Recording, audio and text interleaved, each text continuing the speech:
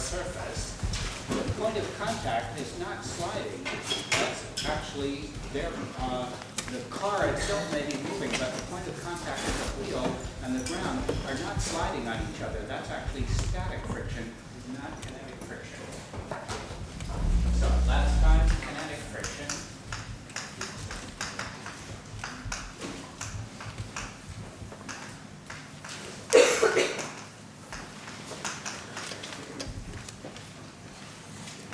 That's when one surface is sliding with respect to the other. That's the simple case of friction. The frictional force is equal to mu sub k, we call it, the so-called coefficient of kinetic friction times the normal force. I'm going to put a little k on here to indicate also that that's kinetic friction that I'm talking about right at the moment.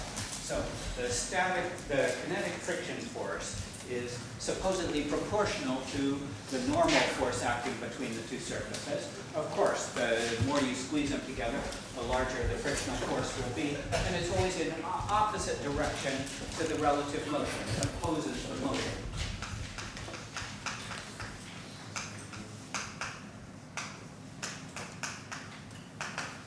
So if I had an object sitting on a table here, and it's not sitting, it's moving along with speed v, the frictional force would be in the backward direction here, opposite to the direction of v, of course. In this case, there's a normal force and there, also gravity, but the relevant force is the normal force, whatever that is. The frictional force will be proportional to it. And with a proportionality constant, it just depends on the two surfaces. So if one of them is made out of wood and the other is made out of sandpaper or something like that, then there's going to be some coefficient of kinetic friction between the two. But two different surfaces would have completely different coefficient. That's kinetic friction, as I say. That's not problematic, really. The difficult one is static friction. That's when the two surfaces are actually not sliding with respect to one another.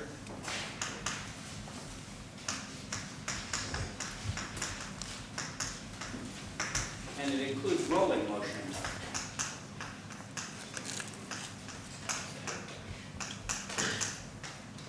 Rolling without slipping, of course. You can have rolling motion where the car's wheels are rolling and the thing is skidding at the same time. I'm not talking about that. I mean, pure rolling motion is static, the regime of static friction.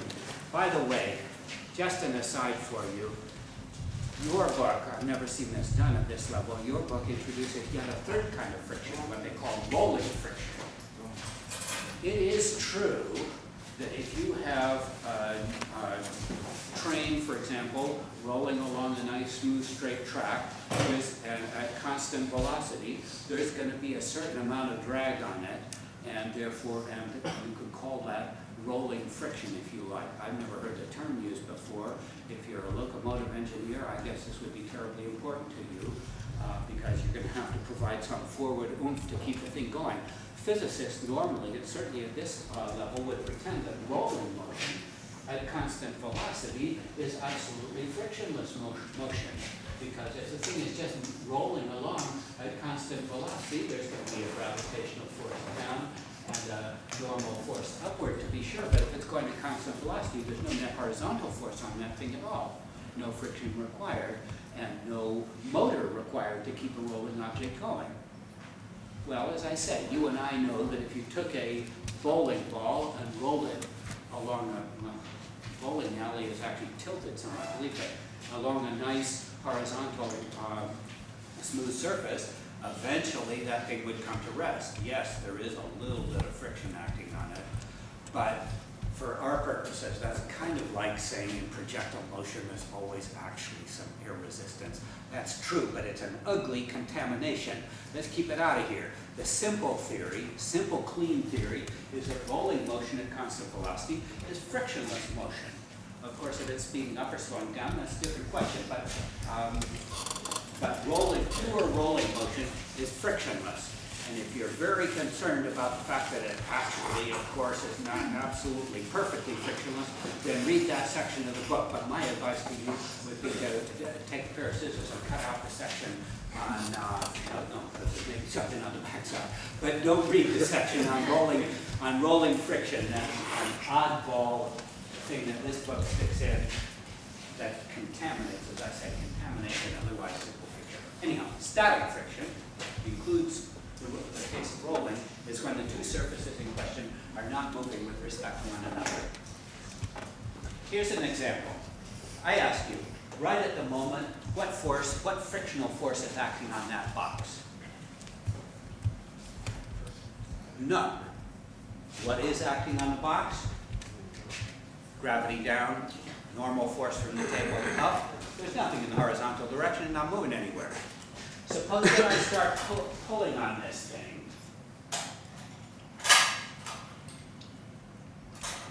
I'll just put this gauge here so you can see about how many newtons I'm applying. If I start pulling on this thing, okay, I'm pulling on it. It's still not moving. Why isn't it moving? If I'm pulling to the right on it, why isn't the thing moving? There's a frictional force in the backward direction. That frictional force in the backward direction is exactly static friction. How big is it? Well, just depends how hard I pull. The more I pull, the bigger the static friction gets, opposing my pull, until finally I'm pulling so hard that static friction can't hold it anymore. There's a sort of maximum for static friction, at which point the thing starts to go. There it is. It's about 2 newtons for this particular box and surface. So for static friction, I can't tell you the formula for static friction is mu times n, for example. It could be 0. It could be something larger than 0. It just matches whatever I'm pulling in the other direction until I get to the point where it can't hold it anymore and the thing starts to slide. By the way, if I increase the normal force, which I could do by dumping some extra weight in there, what do you think is going to happen to the maximum static friction that this thing can sustain? Well, let's see. Now I can pull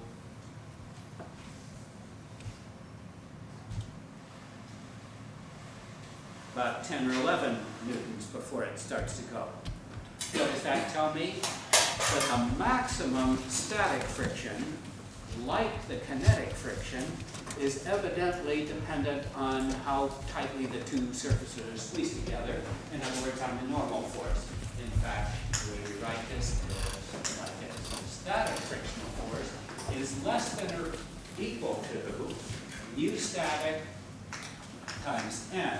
That's mu static times n is the maximum that the law allows here. The maximum that static friction can sustain. So it opposes, static friction opposes other forces that are acting on it, the other forces that are acting on it, up to a maximum when it can't hold it anymore.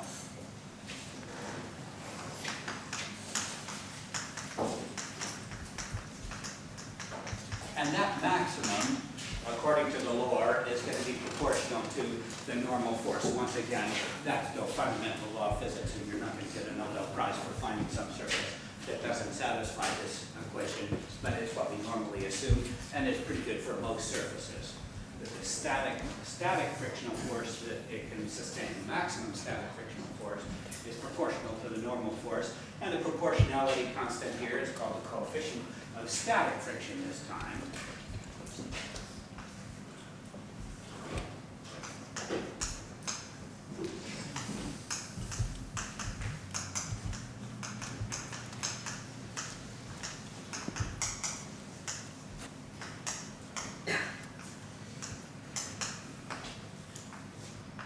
Mu sub s, and again the Greek letter mu, is called coefficient of static friction.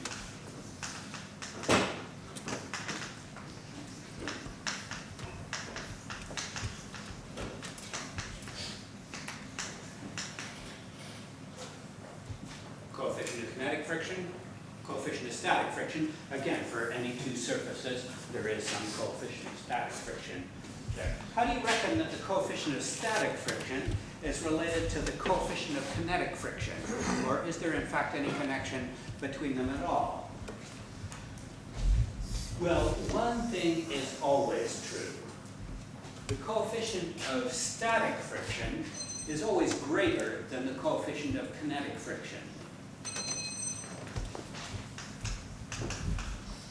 Mu static is greater than mu kinetic. But that's about all I can say in general. Why is it larger? I'm going to babble a little bit about this. To me, it seems natural. What is friction, after all? I got two surfaces here, the table and the box. The molecules in that table are kind of reaching up at the surface, and the molecules in the box are reaching down, and they sort of grab onto each other. That's what friction is. The molecules in one of them hanging onto the molecules in the other. Now, it seems to me plausible that the molecules would be able to hang on tighter if that top surface is just sitting there at rest, than if the top surface is sliding and they have to grab on sort of on the run. Does that make sense? That the binding between the surface molecules in the table and the adjacent surface molecules in the bottom of the box would be less strong if the box is meanwhile moving. They can't hang on quite so tight because those molecules are moving around. Well, that's the way that I think about the sort of mechanism behind this. Why is coefficient of static friction larger than the coefficient of kinetic friction? If you don't like my homely story about that, this certainly is a fact that you're very familiar with. I have a harder time making this case when I'm talking to people in Oregon, actually where I normally teach, and a lot of them are actually coming from California. They have no experience that you people do of walking around in the wintertime. But you know all about the fact that the coefficient of static friction is greater than the coefficient of kinetic friction. Why? Because if you're walking around on ice in winter, you take these little dainty steps, right? Why are you doing that? Because you're trying desperately to stay in the regime of static friction, where the friction coefficient is relatively large. The moment you start to slide, you're off into kinetic friction, and the frictional force drops immediately because kinetic friction, the coefficient is much smaller. So what you're trying to do is prevent yourself from sliding. Once you're sliding, it's kinetic friction, and kinetic friction is much weaker, or somewhat weaker. Same story if you're taking driver's ed, and you're taught, at least I was, taught if your car starts to skid, turn into the skid. Why is that? Because once you're skidding, the wheels are no longer rolling, you're dealing with kinetic friction. Kinetic friction is rather small. You want to get yourself back into the regime of static friction with the wheels rolling properly on the surface. So you do whatever you have to do, which in this case means turning in the direction that always seems backwards, turn in the direction of the skid so that your wheels will start rolling again. Then, when you're back in the regime of static friction, you've got much larger frictional force to work with. And of course, it's the frictional force that's keeping you on the road. Or if you're walking on ice, it's the frictional force that's allowing you to maintain your balance. You start to fall one direction, frictional force, because of the way your muscles operate or something like that, you persuade the frictional force to keep you vertical. So both those examples are cases where you rely on the factor or exploit the fact that the coefficient of static friction is larger than the coefficient of kinetic friction. By the way, there's an interesting special case of this, is cross-country skier. What does a cross-country skier want? Well, a cross-country skier wants to be able to walk uphill without sliding, and yet to slide downhill or on level without any great friction. So a cross-country skier, what you want to do is have that surface, the surface of the ski and the snow, to have the largest possible coefficient of static friction. So if they're not sliding, you can walk along fine. And yet, the smallest possible coefficient of kinetic friction, so that once you intentionally start to slide, there's not going to be a whole lot of friction holding you back, and you can go downhill nicely. So cross-country skis, the point The point of the wax on the cross-country skis is to make that surface have as large as possible a coefficient of static friction and as small as possible a coefficient of kinetic friction. And I guess historically people have figured out what kind of wax has that type of effect. Anyhow, where was I? All of that is just babble to encourage you to realize that you have always known that the coefficient of static friction is larger than the coefficient of kinetic friction, even if perhaps you never thought of it exactly that way.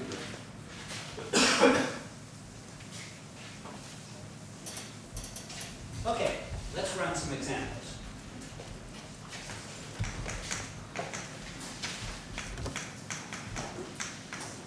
First example, actually, I've got a setup here so that we can do it first and then calculate it.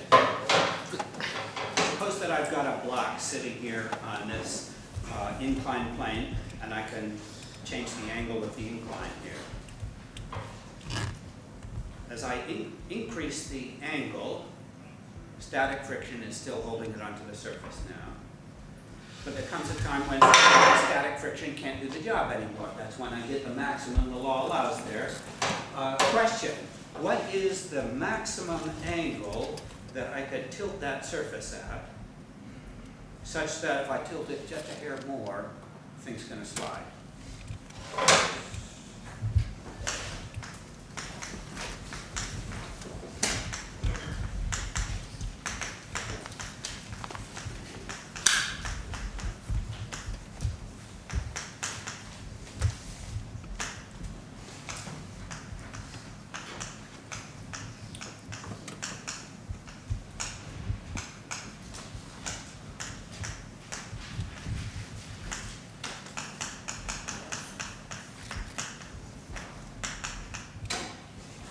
So here's the situation. Angle theta, block, forces acting on that. Beautiful chocolate, so this is not supposed to break on me. What forces are acting on that block? In this configuration here, it's not moving. Gravity. Normal force, perpendicular to the surface, as always. What else? Friction, of course. Which direction is the friction acting? Parallel to the surface, good. Parallel down or parallel up? Up, right? That's what's holding the thing there, in fact. So here's the frictional force, and those are the three forces that are acting on this thing. I think that I'm going to resolve, since two of them are already parallel and perpendicular to the plane, resolve the third one, parallel and perpendicular to the plane. That's that same angle theta there. So what are Newton's laws now? I'm talking about a millionth of a degree before it starts to slide. So it's just sitting there still, but any more and it'll start to slide. What do we know about it? N minus mg cos theta. That's the net force perpendicular to the surface is equal to 0. Why 0? Because we're not accelerating in that direction. Parallel to the surface, what do I have? Pulling down the plane, this component of mg, that's the opposite side, so it'll be mg sine of theta, minus f is equal to 0 again, because by the opposite, it's not accelerating, it's not moving, in fact, down the plane. So those two equations certainly hold when the thing is not moving. Okay, what do I want to do here? I'm trying to solve for the angle. So actually, let's write this as sine theta is equal to f over mg.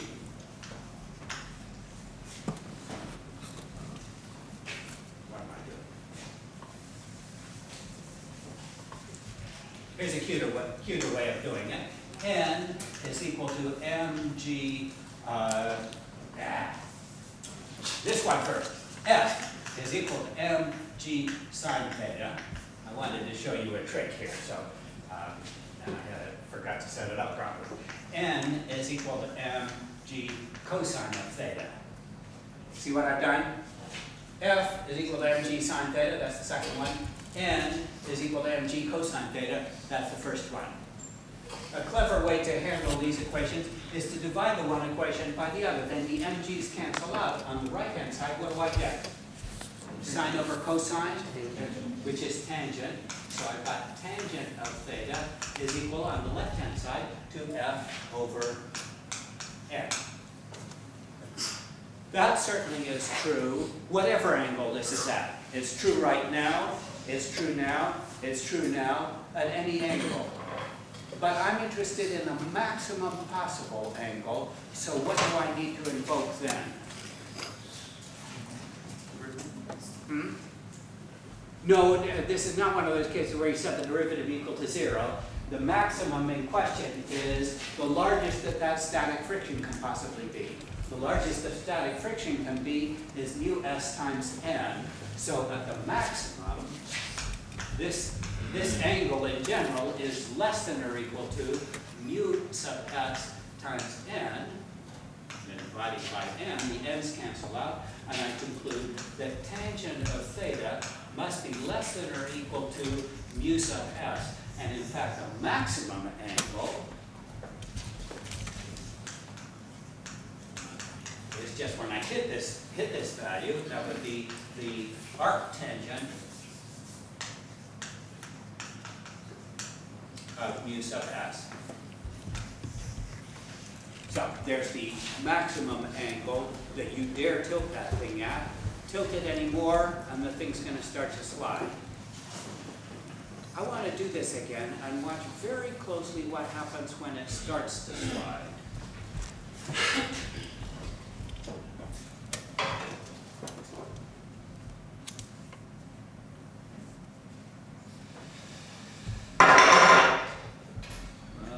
Didn't show the effect that I wanted terribly cleanly that time. Right here.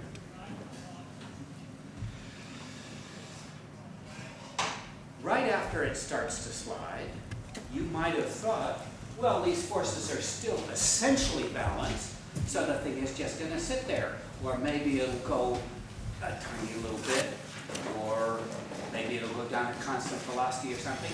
That's not what happens. What happens the moment that you get a hair above that, it starts to slide, it starts accelerating down the plane. Why does it accelerate if those forces were practically balanced?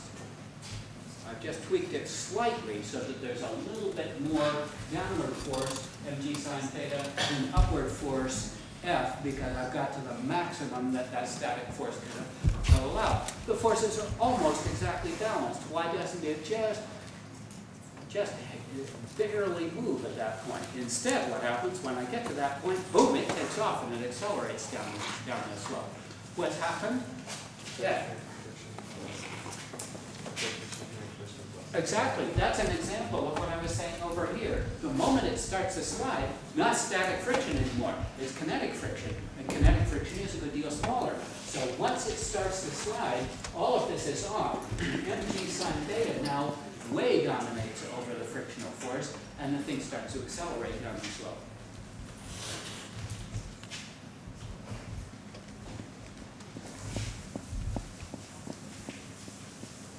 Okay.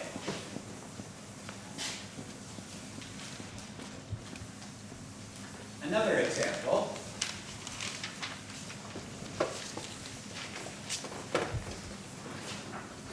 I always find this one a little bit perplexing. I don't know exactly why. Maybe it's that it sounds like something that you could actually do, but you better hell not do it. Example 2. Imagine a bus that's going down the road, and the bus has a nice flat front.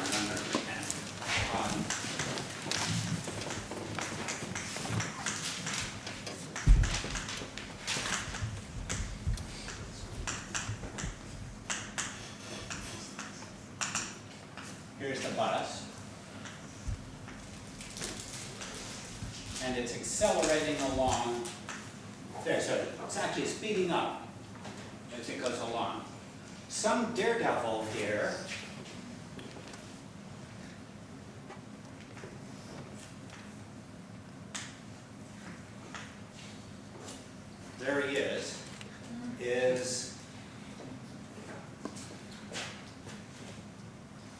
say, he's not standing there, he's way off the ground, he's just on the bus, up in midair, and that bus is accelerating along, and I say, that guy is riding along on the bus. Nothing holding him up, except static friction, of course. The coefficient of friction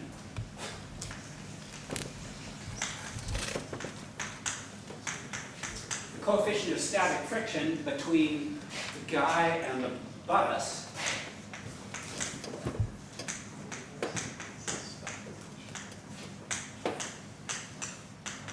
is 0.2, let's say.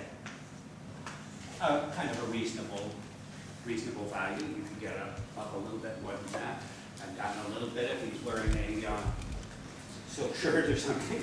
But anyhow, not an unreasonable coefficient. You get the picture? Offhand, when I look at that, I say, wait a second, there's something wrong here. That guy's just going to fall off, isn't he? What's holding him up? Actually, static friction is holding him up. Here's, I should tell you what the question is.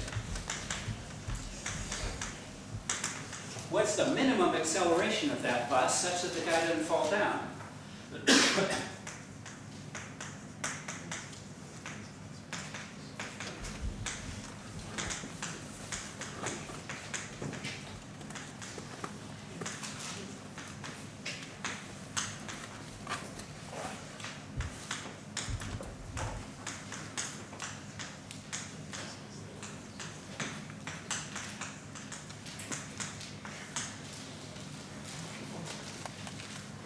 Well, here he is. He is approximately rectangular. What forces act on this turkey? Weight. Good. Weight acting down. mg. What else? Static friction. Acting which way? Straight up. Good. What else? Normal force. What direction? Toward the right. There's a weird one. Normal force in this case is pointing purely horizontal. Isn't that right? Sure it is. Perpendicular to the two surfaces. Here's the surface of the bus here. Anything else acting on this guy? I don't think so. That's it. So what do we know? In the vertical direction, he's not supposed to be falling off, remember? So in the vertical direction, F minus mg equals 0. No acceleration in that direction. In the horizontal direction, what would you say? And the normal force, which is the only force acting on him horizontally, must be equal to his mass times his acceleration. What's his acceleration? Same as the acceleration of the bus. A.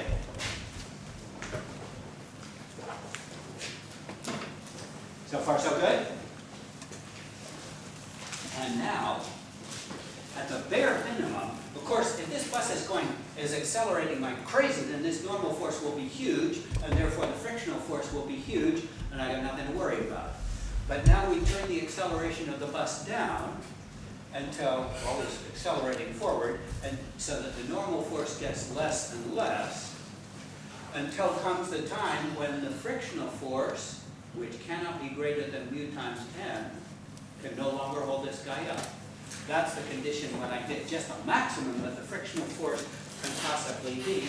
That's when the frictional force is equal to mu static times n. By the way, in almost all applications that you're going to see, we're talking about the limiting case, the maximum, the minimum acceleration, whatever. That's when the formula for the static friction, which ordinarily is less than or equal to, hits the absolute maximum. That's the condition that you better not, in this case, you better not accelerate any less than that. So this first equation says that F is equal to mg. So mg is equal to F, which is mu sub s times n, but n is equal to m times a. The m's cancel. What was I looking for? A, the acceleration, is g over mu sub s. Now mu sub s was 0.2, which is 1/5, so this is g over 1/5, or 5g. That's why you don't see people doing this all the time. That is a whopping acceleration. A bus could do that for very long. In fact, probably a bus can't do it at all. That's 5 times the acceleration of gravity is how fast that bus would have to be, not moving, mind you, how fast it would have to be accelerating down the road in order for that guy just barely to hang on. Another reason it's not a very good plan is I don't know how this guy's planning to get off. Because, of course, when the bus starts to slow down, then the friction force is nowhere near enough, and he's going to fall down. So I guess you don't see this demonstration done. Don't try this at home. But in principle, it would work as long as that bus can keep on accelerating. Yes. In circular rides, that's true. Yeah. You know, what do you call that?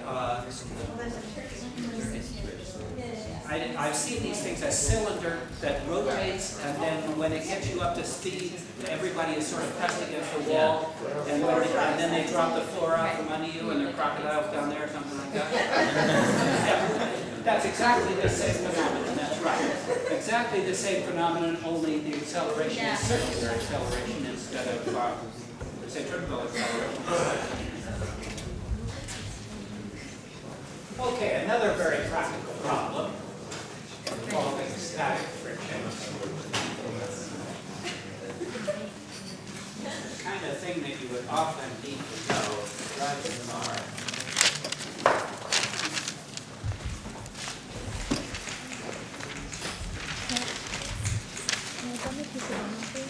Suppose that you're heading at high speed for a cliff. Here's the picture from above. You're going along at speed v.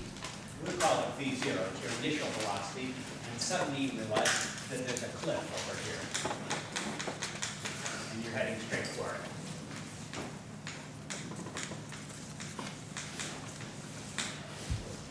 I don't know, I'm in a violent mood today, obviously.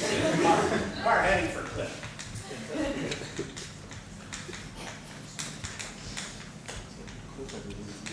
At speed v0. And the coefficient of static friction, remember the car is on wheels which are rolling, so it's static friction, unless it starts to skid. If it starts to skid, then it's kinetic friction. But of course, I'm trying to avoid going over the cliff, so I'm not going to allow it to go into the regime of kinetic friction, which would just make things much worse. Heading for a cliff at speed v, coefficient of static friction is mu sub s. And now my question is this. Should this person slam on the brakes and hope to stop before he gets to the cliff? Or would it be cleverer for him to never mind the brakes, start going in a circular arc like that, and hope to avoid the cliff by turning in a circle?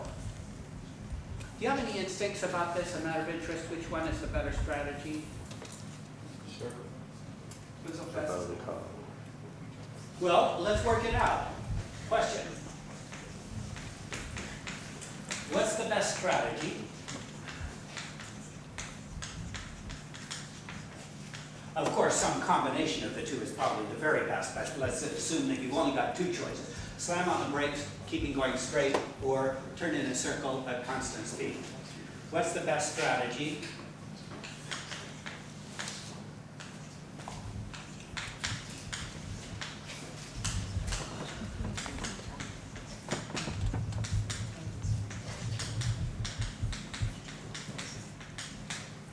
Or turn in a circle? Well, let's work it out. What is the maximum acceleration that this car can possibly have? Or actually deceleration in this case. The maximum frictional force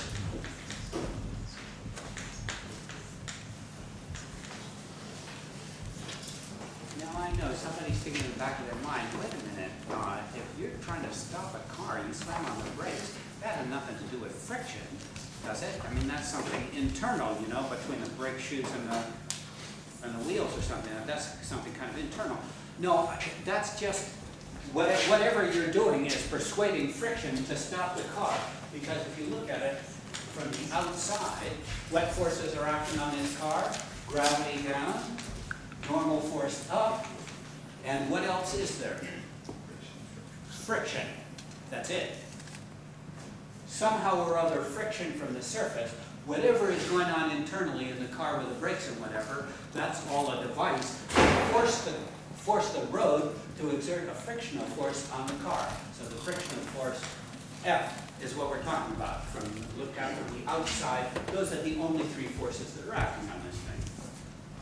So the maximum frictional force is a static friction, as I say. Certainly we don't want to slam on the brakes so hard that we start sliding, because then we're in kinetic friction, and that's much worse.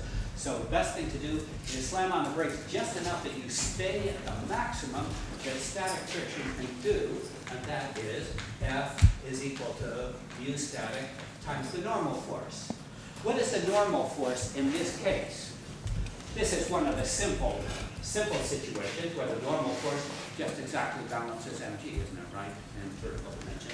So this is mu sub s times mg, and therefore the acceleration, the maximum acceleration that you could possibly have is the frictional force divided by the mass of this object, which would be mu sub s mg over m. The m's cancel, and I get mu sub s times g. So mu sub s times g is the biggest acceleration we have to work with here. Okay, now let's suppose that we do it in a straight line way. Slam on the brakes. How long is it going to take that car to come to rest? This is going to be motion at constant acceleration. I'm applying a constant force. What's the sensible way to do this, by the way? Do you remember the formula? I'm not interested in how long it takes to get to the cliff. I'm interested in whether you go over the edge or not. So slam on the brakes. I want that formula that relates initial velocity, final velocity, and acceleration and distance traveled. V squared minus V initial squared is equal to 2a times x minus x0, the distance traveled. Remember that? That's the quickest way to do this. We could use 1/2 a v squared also and find the time first, but let's do it like this. If you slam on the brakes, the final velocity, when you just come to rest, which we're hoping is going to be a little bit before you get to the edge of the cliff, the final velocity is going to be 0. The initial velocity is whatever you started out with. The acceleration is mu sub s times g, or rather really minus mu sub s times g, which will just serve to kill the minus sign on that side. And x minus x0 is the total distance you traveled. That's the distance to the edge of the cliff if you just barely make it. So what does this tell me? The distance that you travel while coming to a stop, if you just slam on the brakes, is the initial velocity squared divided by 2 times a. Let's see if I do that right. The distance you'll travel is the initial velocity squared divided by 2a, which is to say v0 squared over 2 times mu sub sg. So that's how far it's going to take you to come to rest. Is it negative? No, positive actually, because there was a minus sign here, but there's also a minus sign in A. So this is the distance you travel before you come to rest. D, which might be a little bit before the cliff, might be a little after the cliff, in which case you're in bad shape. Okay, now let's do it the other strategy, going in a circle. How do you do in that case? If you're going in a circle, of course, that centripetal, that static friction is going to have to now provide the centripetal force. The acceleration would be A is equal to v0 squared, I'm going to do it at constant velocity now, divided by r. That's supposed to be equal to, well, the best that can possibly be, and therefore the smallest r it can possibly be, is mu sub s times g. And that tells me that R, the radius of the tightest circle I can possibly go in without the tires skidding, is V0 squared divided by mu sub sg.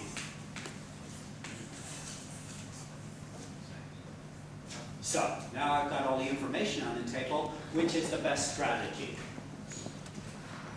Here is that circular arc, and it's a radius r. The radius of the tightest circle I can go in, which is also the distance to the cliff if I'm to make it. The radius of the tightest circle is V0 squared over mu sub s times g. But if I slam on the brakes, I can stop in a distance V0 squared over 2 mu sub s times g. Which is better? Brakes. Brakes is better because of that factor of 2 down there. This one, I can actually stop in half the distance that it would take me to make the circular arc.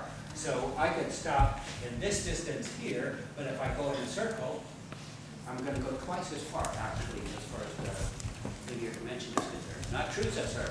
No, the best strategy must be to put on the brakes and turn. Yes. But that's too hard for us to calculate. Right. No, I was I mean, just in case people ever get in a situation.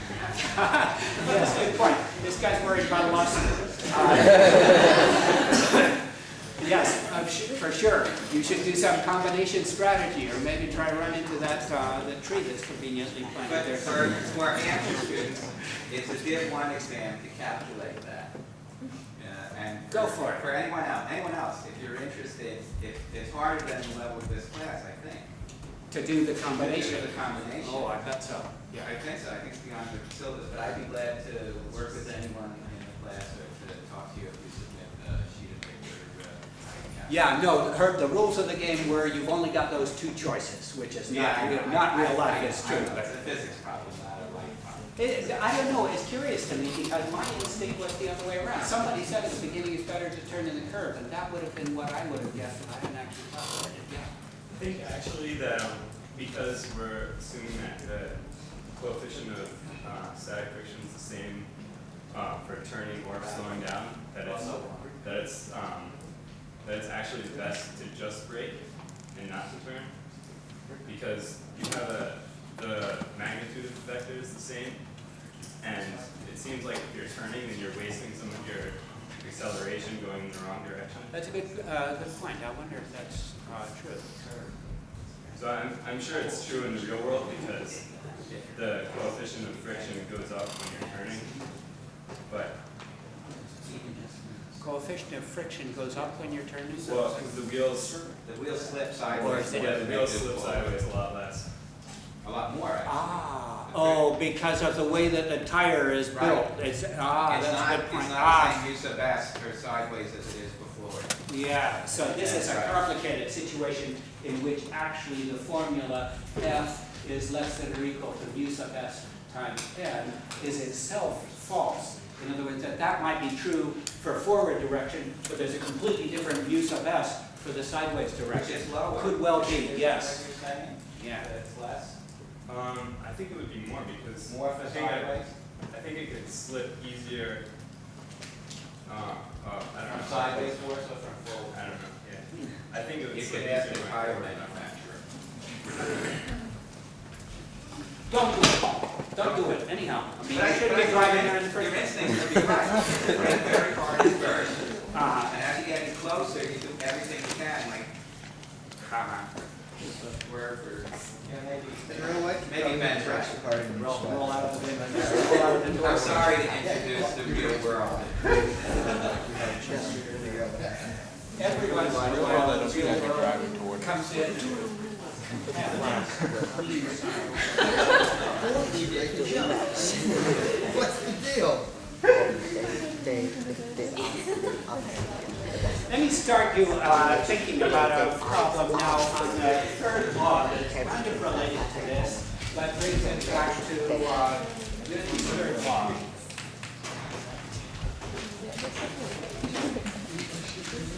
Remember what the third law says, that if A exerts a force on B, then B exerts an equal and opposite force back on A.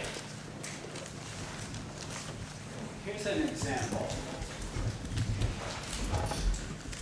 I said when I mentioned the third law before, although we haven't actually worked with the third law at all, but I mentioned when I stated the first law first that it's very easy to misuse the first law. Here's an example. Suppose that I got a horse that's pulling a cart.